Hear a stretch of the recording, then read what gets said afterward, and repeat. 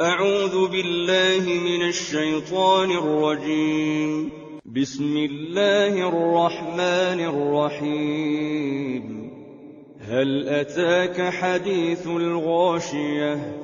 وجوه يومئذ خاشعة عاملة ناصبة تصلى نارا حامية تسقى من عين آنية ليس لهم طعام إلا من ضريع لا يسمن ولا يغني من جوع.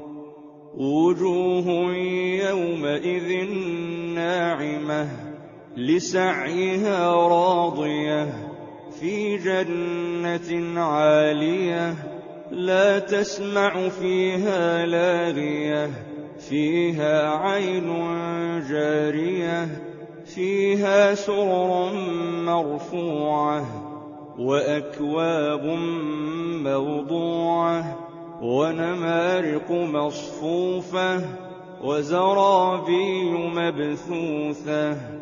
أفلا ينظرون إلى الإبل كيف خلقت وإلى السماء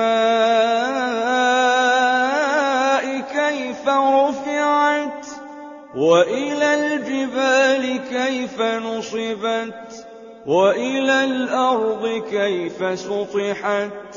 فذكر إنما أنت مذكر لست عليهم بمسيطر إلا من تولى وكفر فيعذبه الله العذاب الأكبر. إن إلينا إيابهم ثم إن علينا حسابهم. صدق الله العظيم.